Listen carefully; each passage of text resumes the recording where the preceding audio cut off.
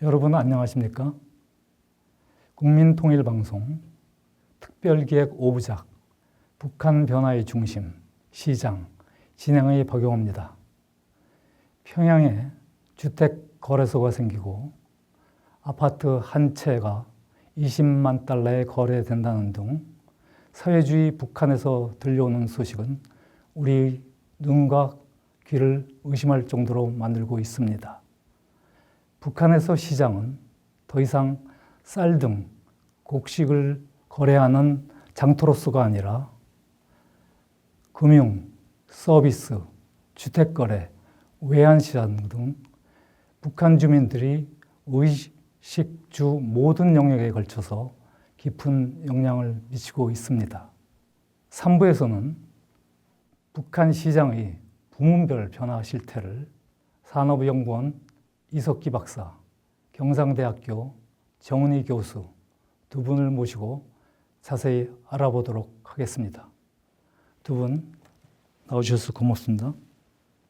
이석기 박사님, 먼저 사회주의 계획경제인 북한에서 어떻게 이렇게 시장이 북한 주민들이 전 생활 영역에 영향을 미칠 수 있을 정도로 확산되고 진행되고 있는지 궁금한데요. 그 배경은 무엇이라고 생각하십니까?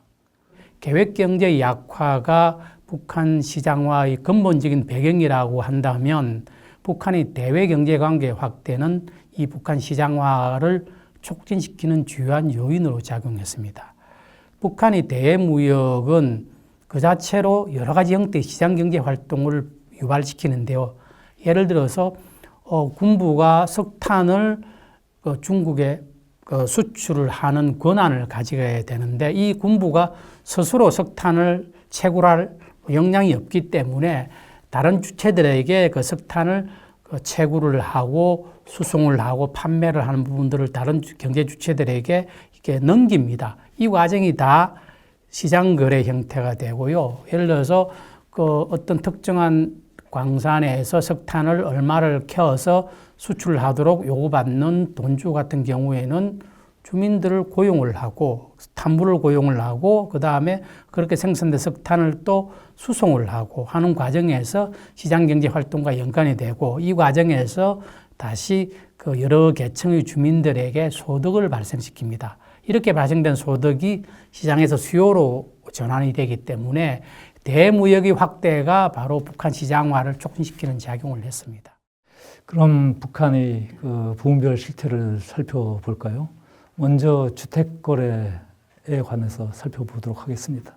정 교수님, 교수님께서는 그 최근에도 단동에 머물면서 북한에서 일어나고 있는 주택거래 동향을 조사하고 오셨다라고 말씀을 들었습니다. 교수님의 연구 결과 어떠한 그 특징을 발견하셨는지요? 이제 두 가지로 나눠줄 수 있습니다. 첫 번째는 현재 존재하는 이제 주택을 어떻게 거래하는가, 그리고 주택 가격들이 각 지역별로 어떻게 되고 있으며 또 그렇게 주택 가격이 형성되는 요인은 무엇인가.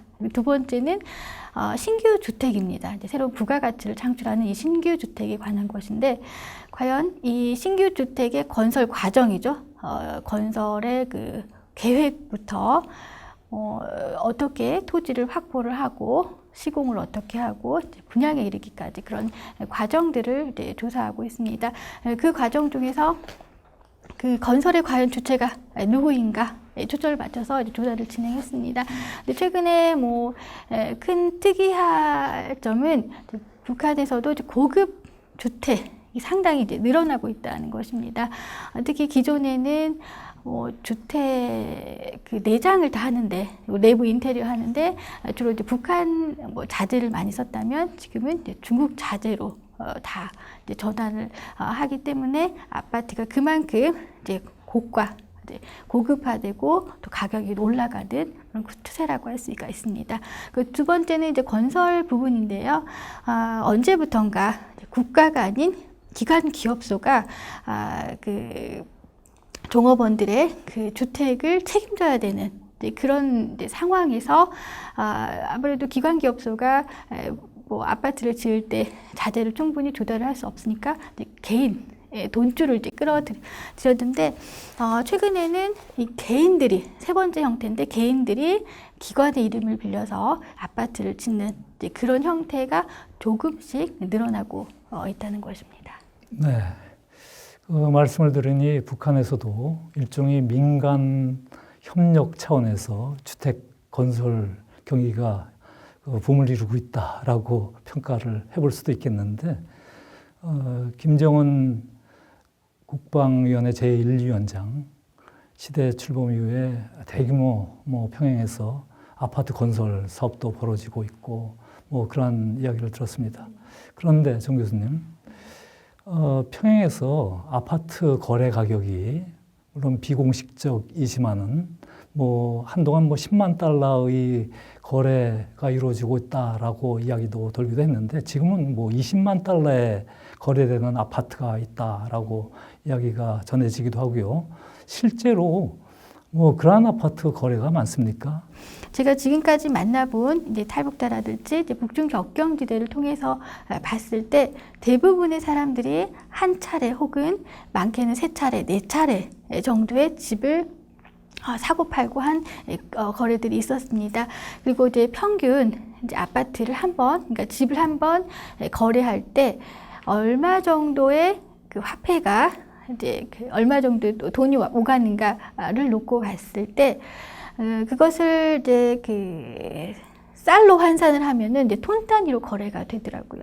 근데 즉 보통 북한의 4인 가족, 아주 평범한 4인 가족의 그 식비로 볼 때 한 4, 5년 혹은 10년 분에 해당하는 평균적으로 그런 돈이 거래가 되고 있었습니다. 네. 주택과 관련해서 평양에 주택 거래소가 등장했다라는 이 소식도 들리는데요. 사실 북한에서 아파트 소유라든가 토지 소유는 국가 소유 또는 공공 소유로 여전히 유지가 되고 있는데, 이런 주택 거래소가 등장해 있다라고 한다면은 북한에서도 당국이 공식적으로 집을 사고 파는 것을 허용하는 그런 메커니즘이 등장해 있다라고 볼 수가 있는지요? 그 평양 거주민에 의하면 2013년도부터 이런 주택 거래 사업소가 생겨났다라는 말을 하더라고요.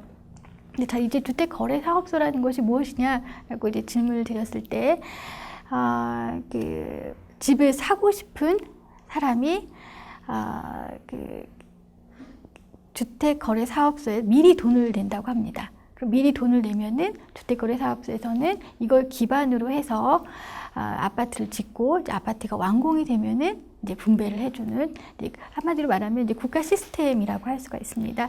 근데 이렇게 할 때 과연 이런 이제 제도가 실질적으로 얼마나 활성화되고 있느냐는 좀 더 기다려 봐야 될 것 같습니다. 첫 번째는 국가가 얼마나 적극적으로 이런 제도를 실시할 것인지, 그리고 개인은 얼마나 적극적으로 이제 국가 기관을 믿고 신뢰하고 위탁을 할 수 있는지라는 것입니다. 네. 예, 그렇다면 이제 이석기 박사님, 북한에서 소비재 부분을 중심으로 시장화 현상이 상당히 빠르게 확산되고 있다. 그리고 매우 활발하게 진행되고 있다라고 하는데, 그렇다면 서비스 시장 부분에 있어서 상당히 또 새로운 현상도 나타나고 있는 것 같지 않습니까? 예, 일단 소비재 시장의 확산은 당연히 동전의 다른 면인 상업 및 유통 서비스의 발달을 촉진을 하고 있죠. 그래서 상인들이 단순히 과거에는 장마당에 앉아서 그냥 소비재 물건을 팔던 상인들만 있었던 것이 이제 중간상, 도매상, 그 위에 일종의 화폐 자본가와 같은 형태로 상업 유통 서비스가 산업화되고 확장되고 있고, 또 한 가지 주목할 점은 앞에도 말씀드렸듯이 국가가 이 상업 유통망에 적극적으로 뛰어들어서 예컨대 평양에 있는 대도시 슈퍼마켓을 만든다거나 하는 형태로 뛰어들고 있고요. 중앙정부뿐만 아니라 지방정부조차도 예컨대 기존에 있던 낡은 백화점들을 중국 자본을 끌어들여서 현대화하고 여기에 이제 새로운 기업들 입점을 시키는 형태로 유통 부분에 진출을 하고 있습니다. 이렇게 상업 유통 서비스뿐만 아니라 다양한 형태의 서비스가 발생하고 있는데 예를 들어서 과거에는 편의봉사 사업소라는 형태로 일종의 국영 그 서비스 업체가 매우 낮은 가격으로 뭐 이용이라든 미용, 뭐 재봉 같은 서비스를 공급했었는데 이것도 북한 경제가 1990년대에 악화되면서 국가가 이런 서비스를 공급할 능력이 없게 되겠어 이런 그 국가 서비스가 거의 사라졌었는데 시장화에 따라서 어떤 서비스에 대한 수요가 늘어남에 따라서 이게 수요에 대한 그 대응을 하기 위해서 공급이 늘어나는데 어떤 형태냐 그러면 동일한 봉사사업소에서 동일한 서비스 업자가 노동자가 서비스를 하는데 과거에는 월급을 받고 서비스를 공급하던 어떤 노동자들이 이제는 사실상 사업의 주체가 되어서 자기가 시장에서 예를 들어서 파마약을 사서 파마를 하고 얼마 돈을 받아서 이렇게 수입을 얻고 그중에 국가가 정한 그 월별 계획분만을 국가에 납부하고 나머지는 본인이 수입으로 가지는. 그래서 과거에는 서비스 노동자였던 사람들이 절반 정도는 개인 사업자와 같은, 왜 우리 과거에 7, 80년대 동네마다 있었던 그 전파사와 같은 형태로 이런 서비스업이 발달을 하고 있습니다. 그리고 그 가전제품의 공급이 늘어남에 따라서 이 가전제품의 수리를 하기 위한 어떤 수리 서비스 업체도 많이 생겨나고요. 그래서 전체적으로 국방, 의료, 교육과 같은 그 전통적으로 국가가 제공하는 국가 서비스 외의 모든 서비스는 사실 그 시장에서 거래되고 있다고 봐도 과언이 아닙니다. 그리고 그 서비스의 주요한 새로운 형태 중에 하나가 운수 서비스가 있고요. 그리고 국가가 새로 창출한 무선 통신 서비스와 같은 형태가 아주 새로운 서비스의 대표적인 모습입니다. 예, 일종의 서비스 산업에 있어서의 경쟁 체제가 도입되고 있다라고 볼 수가 있는데, 북한에서 재미나는 그 서비스 산업의 경우에 버스나 트럭 또는 택시를 이용해서 이런 그 운수 서비스 구축이 상당한 정도로 이루어지고 있다라는 소식입니다. 국가가 아닌 개인 차원에서 이러한 그 운수업에 있어서의 서비스업 확산이 이루어지고 있는지요? 시장 경제가 활성화했다에 따라서 사람과 물자에 대한 수요가 굉장히 많이 늘어났습니다. 더구나 이런 철도와 같은 대량 수송이 아니라 소규모 수송 수요가 굉장히 많이 늘어났죠. 그래서 초기에는 뭐 트럭이라든지 이런 모든 형태, 개별적인 형태로 이제 수송 서비스가 공급이 되었는데 이것이 점차 이제 발전됨에 따라서 이제 현재 같은 경우에는 북한의 주요 대도시, 뭐 예컨대 신의주라든지 평상 같은 대도시뿐만 아니라 중소도시까지에도 그 시외버스가 공급이 되어서 뭐 동부의 어떤 산악지대 일부 지역을 제외하고는 거의 모든 그 도시 지역으로 시외버스를 타고 이동할 수 있고, 특히나 중요한 것은 언제 어디에 몇 시에 가면 얼마의 돈을 내면 내가 버스를 타고 어디까지 갈 수 있다는 그 정지성이 확보되어 있는 상태라고 합니다. 이렇게 시외버스망이 확충된 것은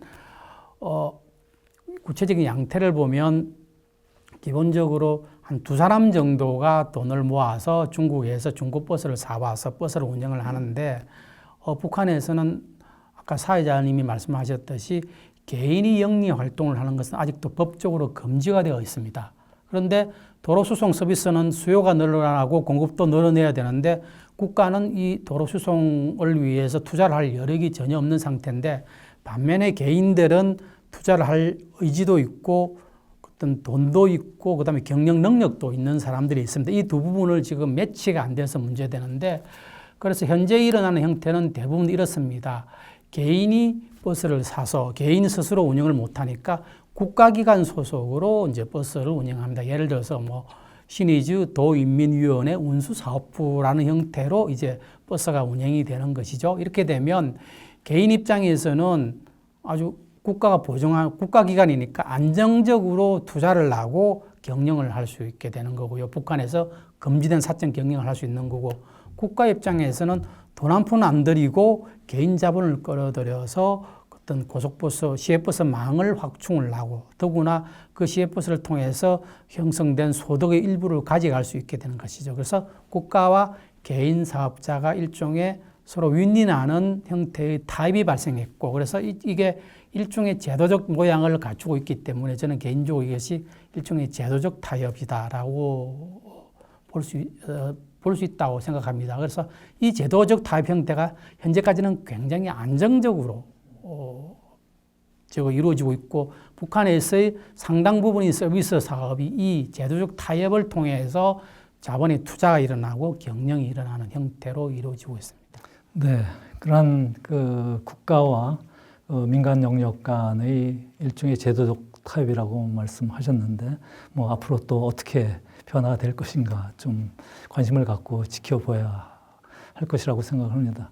그런데 그런 운수 사업뿐만이 아니라 기타 영역에 있어서도 서비스가 상당히 다양하게 펼쳐지고 있다라고 하는데요. 어떻습니까? 예, 그렇습니다. 아까 운수 부분을 조금 더 보충을 하면 그 도시 간에는 시외버스로 움직이고 있고 도시 내에서는 택시 사업도 상당히 많이 늘어나고 있습니다. 택시 같은 경우에는 국가가 공식적으로 허용하는 소위 택시라는 그 택시가 운영되기도 하고요. 그 다음에 그냥 일반 승용차가 택시 사업을 하는 그런 형태가 많이 있습니다. 이 형태는 정확하게 개혁개방 초기에 중국에서 이루어졌던 모습인데 뭐 흑차라고 하는 개인 혹은 기업들이 자기가 가진 승용차를 택시와 같은 사업으로 운영하는 형태인데 북한에서도 지금 그런 형태가 나타나고 있고 이런 것을 반영해서 최근에 보면 중국으로부터 북한으로서의 어떤 이런 택시라든지 이런 승용차의 수입이 굉장히 많이 늘어나고 있습니다. 그리고 이런 운수 서비스뿐만 아니라 식당, 그 다음에 개별 직매점, 뭐 이런 모든 형태의 상점들이 사실상 앞에 말씀드렸던 그 제도적 타협의 형태로 투자가 이루어지고 있습니다. 예를 들어서 평양에 가면 아마 거의 100m의 하나로 상점들이 쭉 있습니다. 이 상점들은 100% 외형상 형식적으로는 국영 상점입니다. 뭐 예를 들어서 뭐 무슨 공장의 직매점, 무슨 기관의 뭐 상점 이런 형태로 국가기관 형태긴 하지만 그 내부를 들여다보면 개인이 투자를 해서 내부를 인테리어를 하고 상품을 수입해 와서 판매를 합니다. 그리고 뭐 소수긴 하지만 종업원도 고용을 해서 이렇게 고용을 하고 그래서 수익의 일부를 또 공장이라는 기관과 나눠 가지는 형태입니다. 이렇게 되니까 바로 이런 그 법적인 외양을 띠고 있기 때문에 그것이 국가로부터 일방적으로 침탈을 덜 당하고 그리고 현재 상황에서는 이런 형태로 영리 사업을 하는 사업자들이 굉장히 사실 숫자가 많고 그리고 이들이 상당 대부분이 국가기관의 권력자들하고 뭐 직간접적으로 연계되어 있기 때문에 이것을 일거에 아마 북한 정부가 뒤집기는 매우 어려운 상황이 되어 가고 있습니다. 그래서 이런 형태의 어떤 서비스 산업이 굉장히 발달하고 있고 이것이 다시 이제 소비자 산업의 발달로 연계되고 있습니다. 그래서 북한이 국가가 이런 부분을 허용하는 것을 보면 이 정도 가지고는 자기들의 체제에는 영향을 안 받는다고 판단을 한 것 같습니다.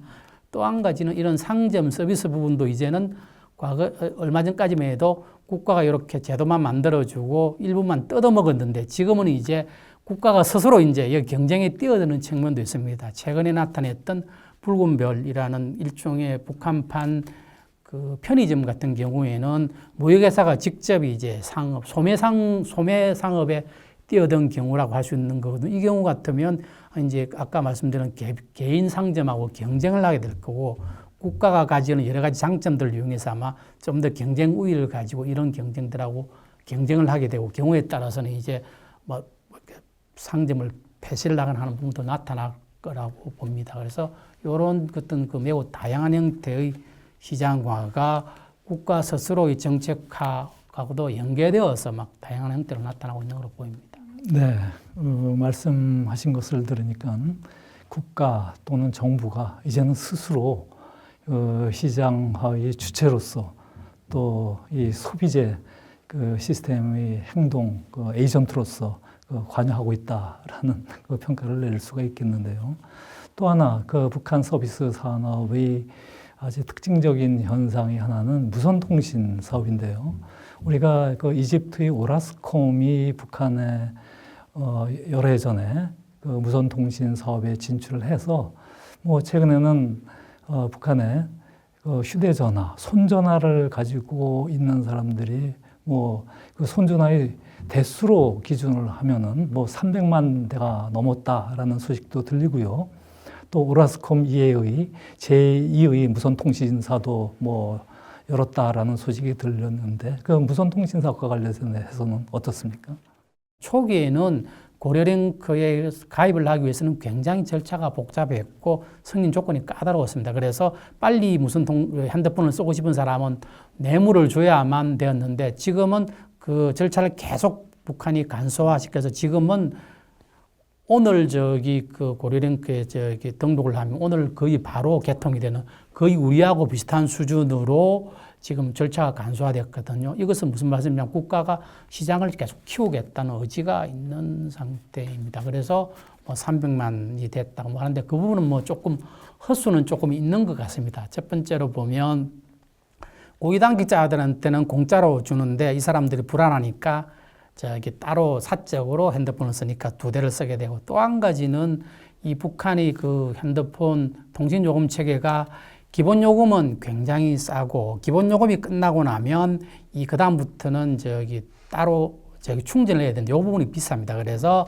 많은 사람들이 핸드폰을 2개를 사서 기본 요금만으로 운영을 하기 위해서 그렇게 하는 경우도 있고 그래서 전체적으로 실제로 쓰는 사람들은 좀 250만 원, 300만 원도 좀 적기는 하겠지만 어찌됐든 북한의 어떤 그 주민 수라든지 가구 수라든지 소득을 생각하면 상당히 많은 주민들이 핸드폰을 쓰고 있다고 보고 되고 그것은 북한 경제 혹은 북한 사회에 굉장히 큰 변화를 가지고 오게 됩니다. 그러니까 정보 유통 속도가 굉장히 빨라진 건 당연하고 특히 우리 주제 시장화와 관련해서도 이 무선 통신의 핸드폰의 보급은 이 시장의 거래 시스템 자체를 굉장히 바꿔 버리는 그런 형태입니다. 예를 들어서 과거 같으면 어떤 상인이 평성에 있는 상인이 평성에 물건을 공급하기 위해서는 신의주까지 가서 물건을 직접 사와서 싣고 오고 해야 되는데 지금은 굳이 안 가도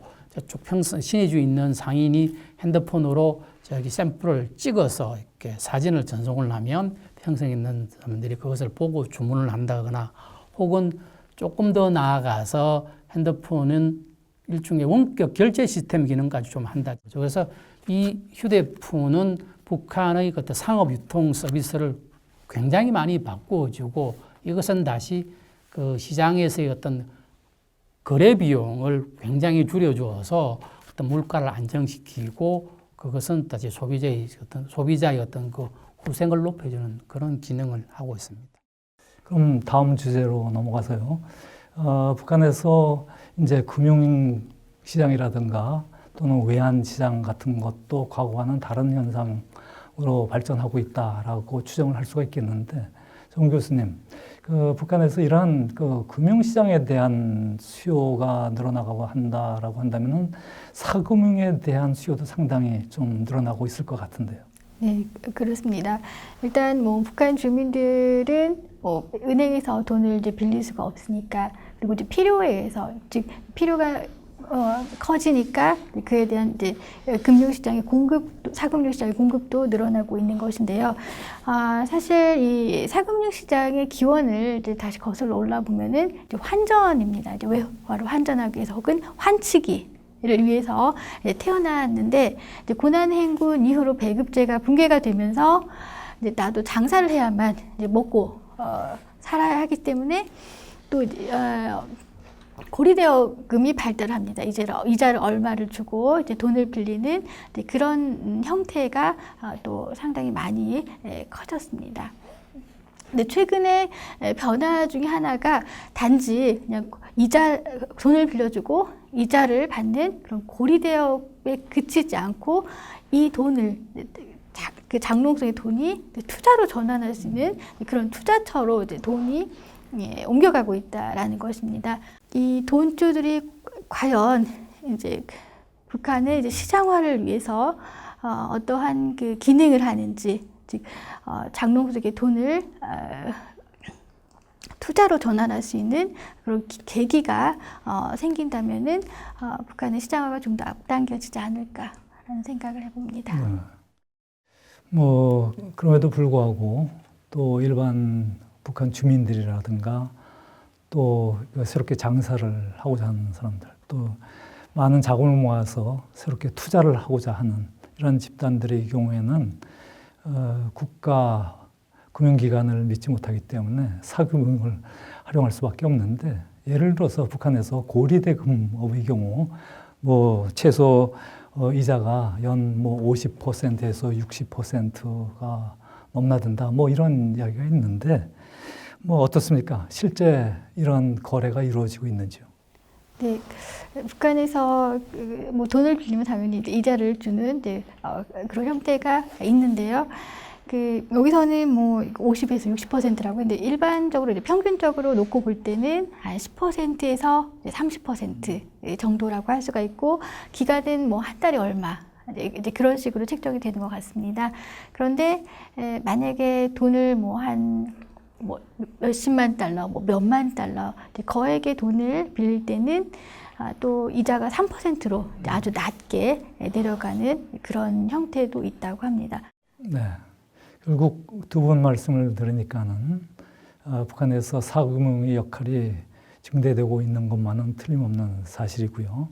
그렇지만 이제 그 이자율이라는 것은 뭐 얼마만큼 빌리느냐, 즉 빌리는 액수라든가 또 기회 비용이라든가 또 그 시간이라든가 뭐 그러한 여러 가지 요건에 따라서 이자율이 크고 작을 수 있다. 즉 우리로 말하면은 자본주의 시장에서 일고 있는 그러한 그 사적 금융의 제도적 현상이 조금씩 나타나고 있는 것이 아닌가, 이렇게 평가를 할 수가 있다라고 보여지는데요.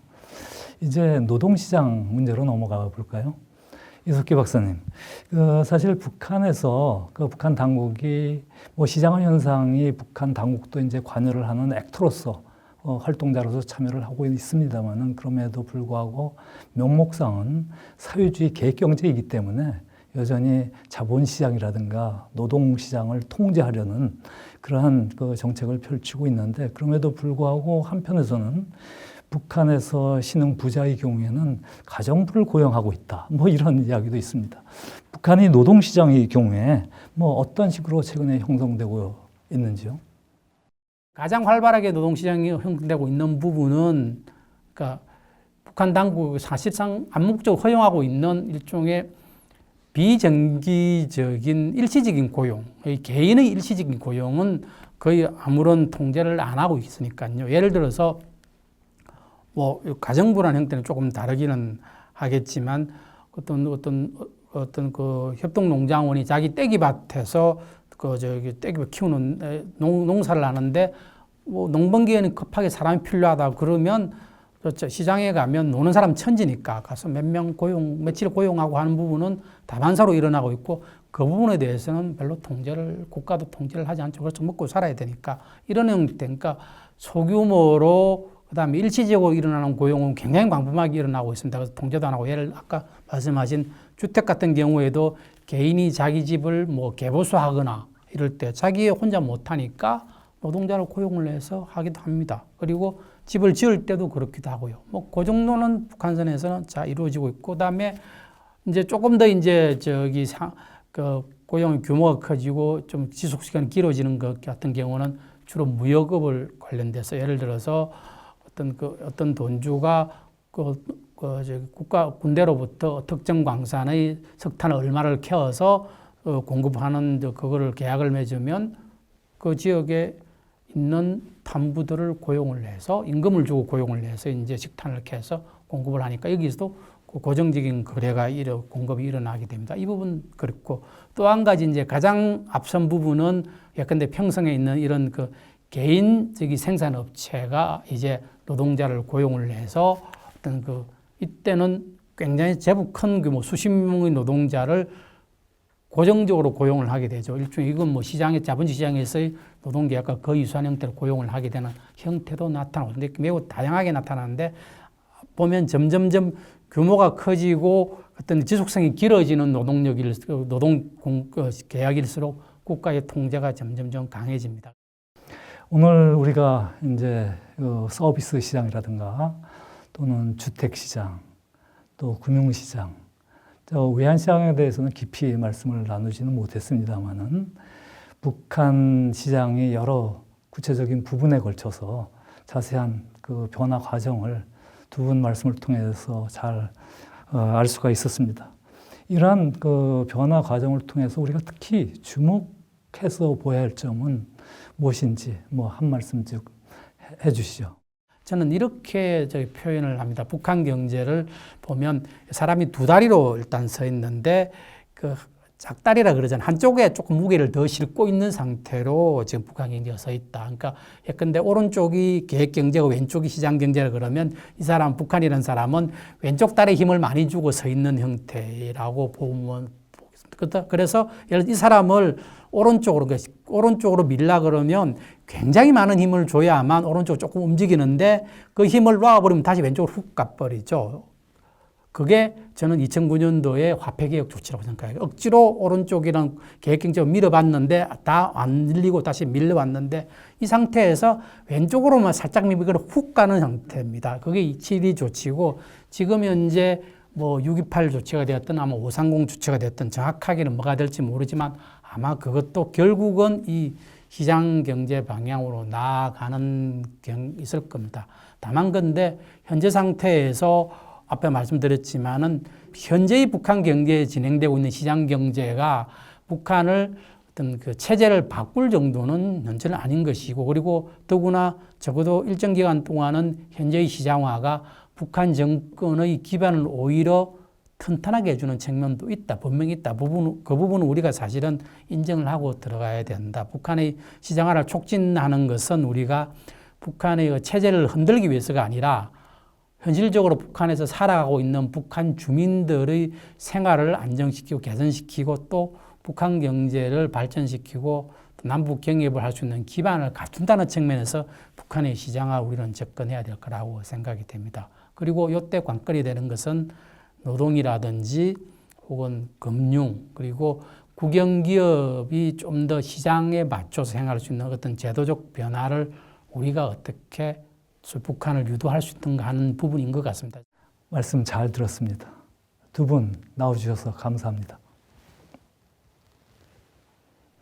국민통일방송 특별기획 5부작 북한 변화의 중심 시장 제3부에서는 산업연구원의 이석기 박사 그리고 경상대학교의 정은희 교수 두 분을 모시고 의식주 모든 생활 영역에 거쳐서 북한 주민들에게 상당한 영향을 미치고 있는 북한 시장의 분별 실태에 대해서 자세히 살펴보았습니다. 제4부에서는 단순히 경제 영역을 넘어서 북한의 시장화가 북한 주민들이 의식 체계에 어떠한 영향을 미치고 있는가를 자세히 분석해 보도록 하겠습니다. 감사합니다. 여러분 안녕히 계십시오.